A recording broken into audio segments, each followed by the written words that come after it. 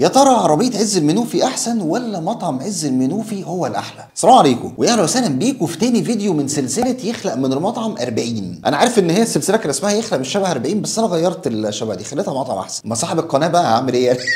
فكرة السلسلة دي احنا بنجيب مطعمين اساميهم زي بعض بالظبط وبنجيب منهم نفس الحاجات، نشوف مين اللي بيقدم سعر احسن وكواليتي احسن. عملنا اول فيديو في السلسلة دي عن مطعم اسمه كريسبي موجود في مدينة نصر، وتاني فيديو من السلسلة دي وهو عز المنوفي. دايما في اقاويل كتير كده يقول لك يا جدعان عربية عز المنوفي اللي في الدقي احلى من المطاعم بكتير. العربية دي موجودة في تقاطع شارع الدقي مع شارع ايران قرب محطة مترو الدقي كده. انا عن نفسي عمري ما جربت العربية خالص. المطعم بتاع عز المنوفي فده ما شاء الله فروع في كل حتة، انما العربية هي فرع واحد بس. احنا النهارده بقى جايين نحل الموضوع ده، يعني نشوف مين الاحسن او الاثنين يطلعوا زي بعض ونخلص من الجدل ده بقى. ده هنا الكيس بتاع مطعم عز المنوفي وده كيس بتاع عربيه عز المنوفي. لو لاحظنا هنلاقي ان الاثنين هنا ما شاء الله يعني تقريبا نفس اللوجو بنفس رقم التليفون بكل حاجه. وده الكيس بتاع العربيه مكتوب عليه هنا فروعه في الدقي والمهندسين والمعادي والمقطم و6 اكتوبر ونادي الشمس، هي تقريبا نفس الفروع بتاعت المطعم. ففي اللي يقول لك لا ده هي ادارات مختلفه، يقول لك لا العربيه دي تحت اداره الشيخ عز نفسه وبقيه المطاعم تحت اداره ثانيه. فاحنا جايين بقى نشوف ايه الفرق بينهم هما الاثنين. انا رحت العربيه قلت له يا باشا انا عايز سندوتش من كل صنف عندك. قال لي انا عندي السكالانس، وقال لي بالنسبه للسجق انا عندي سندوتشين موجود عنده الكبده برده، وجاب لي كيس مخلل.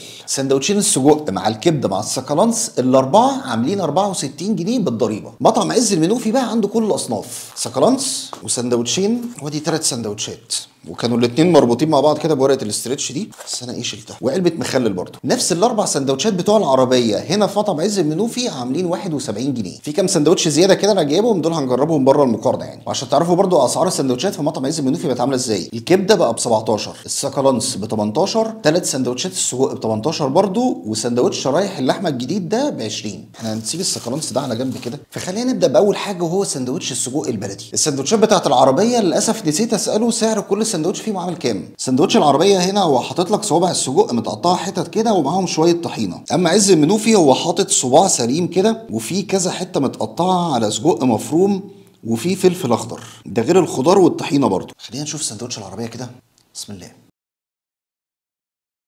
بهارات السجق اللي موجوده هنا مش كتير وفي شويه سبايسي كده، بس طعم السجق باين، يعني ما تحسش ان في بهارات مغطيه على الطعم او حاجه، والسوا بتاع السجق كويس فالدنيا تمام. نشوف بقى هنا سندوتش المطعم بتاع عز المنوفي. وعلى عكس المتوقع مطعم عز المنوفي اخر مره طلبت منه كان يعني تقريبا من كذا شهر. انا دايما بطلب الاسكندراني والمدخن، والاتنين بيجوا مليانين بهارات بطريقه مش طبيعيه. السجق البلدي بقى لا بهاراته قليله جدا، يعني اقل من بهارات العربيه بكتير، والفلفل الاخضر ده مدي سنه سبايسي بسيطه قوي، ده غير برضو الخضره اللي في السندوتش مديه طعم شويه كده، وسوا السجق برضو مظبوط. فالسندوتشين حلوين عجبوني، بس السندوتش بتاع المطعم عجبني اكتر لان بهاراته اقل من بهارات العربيه. فكده يبقى 1-0 المطعم عز المنوفي. نخش بقى على اللي بعده ونخش على سندوتش السجق المدخن. هنا الكميه في السندوتشين تعتبر واحده، بس عربيه عز المنوفي هو حاطط السجق ومعاه شويه طحينه كده وفلفل اخضر صغير قوي، المحل حاطط خضره وفلفل اخضر بس في طحينه قليله جدا، يعني لازم تاخد بالك قوي وتركز. طيب خلينا كده نبدا بسندوتش العربيه.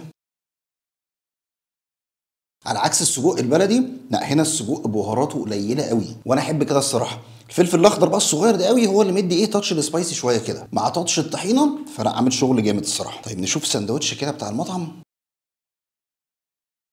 لا هنا في المطعم بهاراته قليله والفلفل مش مدي سبايسي زي السندوتش بتاع العربيه، بس سندوتش المطعم هنا الطحينه زي ما قلت لكم قليله جدا، يعني لازم تركز عشان تشوفها. فطبعا وانا باكل ما حسيتش بطعمها اصلا، بس كطعم سجق لا سجق العربيه احلى بحبه حلوين، يعني طعمه واضح قوي. لا انا المره دي اروح للسجق بتاع العربيه، طعمه فعلا احلى بحبه حلوين، ويبقى النتيجه كده 1-1. خلينا بقى نخش على اللي بعده. خلينا بس ايه كده نفصل ونجرب السندوتش الجديد بتاع شرايح اللحم.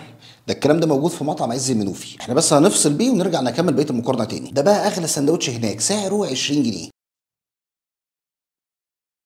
ده سندوتش رايق وعلى وضعه قوي. السندوتش ده عامل زي ما يكون شرايح بوفتيك متشوحه مش مقليه، اللحمه متقطعه شرايح رفيعه قوي، يعني مثلا ادي الشريحه اهي.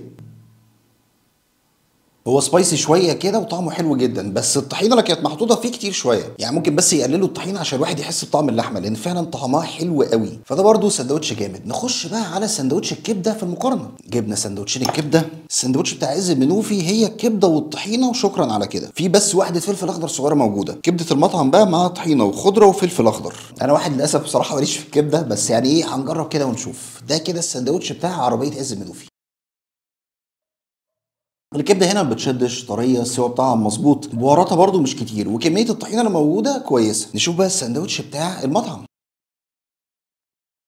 هنا برضو الكبده نفس النظام، برضو طريه بتشدش، بهاراتها مش كتير، بس طعمها مش باين قوي لان الطحينه اللي محطوطه هنا كتير شويه، والسبايسي في الاتنين ضعيف جدا. لو انت واحد ما بتحبش طعم الكبده يبان، روح لكبده المطعم، بس يعني اكيد مش هتروح تطلب سندوتش كبده عشان ما تحسش بطعم الكبده، ما هو مش منطقي يعني. فاللي عايز يتمزج بطعم الكبده لا يروح للكبده بتاعت العربيه. ويبقى كده 2-1 لعربيه عز المنوفي. نخش بقى على سندوتش تاني كده من بتوع مطعم عز المنوفي. ده بقى هنا السندوتش المفضل بتاعي من المطعم، وهو السجق المفروم. طيب ده هنا قطع سجق مفروم كده ومعاها خضره وطحينه، وفي حتت فلفل مستخبيه تحت السجق كده.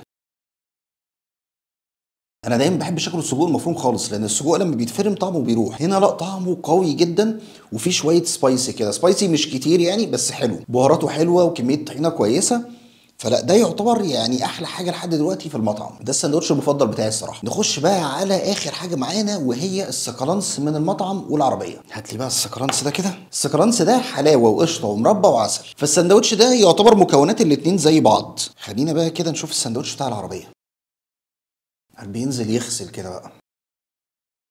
سندوتش سكالانس على ابوه، يعني فعلا يظبط الدماغ. نسبة الحلاوة مع القشطة مع المربى مع العسل، كل الدنيا مظبوطة، مفيش حاجة فيهم زايدة عن التانية قوي. ممكن تحس بس ايه في كام قطمة كده ان القشطة والمربى طعمهم زايد سنة بسيطة عن الحلاوة، بس في الاخر وانت بتاكل لا، التلاتة شغالين مع بعض، الله ينور يعني. لا سندوتش رهيب الصراحة. نشوف بقى ايه السكالانس من المطعم.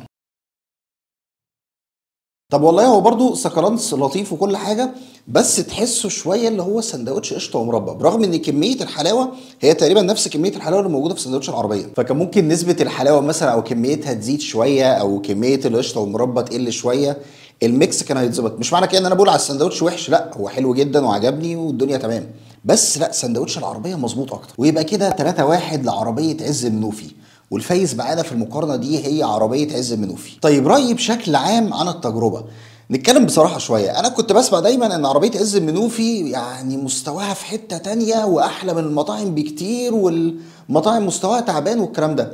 مش هنكر ان في مرحله ما، بس الكلام ده مثلا من شهور او ممكن من سنه او اكتر، لما جيت اجرب المطعم بتاع عز المنوفي لا كان في كميه بهارات مش طبيعيه، بهارات كتير جدا بيحطوها على السجق. انما المره دي فعلا لما جيت اجرب لا، الموضوع اتظبط عن الاول بكتير. في فرق ما بين العربيه وبين المطعم، بس مش الفرق الكبير. يعني انا كنت متوقع بصراحه من كلام الناس ان الفرق يبقى اكبر من كده بحبه حلوين، بس لا، فروقات برده مش كتير قوي. بس لو هنتكلم كاسعار زي ما قلنا، الاربع سندوتشات من العربيه ب 64 ومن المطعم ب 71. اكتبوا لي بقى في الكومنتات ايه الفيديوهات اللي تحبوا تشوفوها الفتره اللي جايه. اشوفكم ان شاء الله الفيديو الجاي. سلام.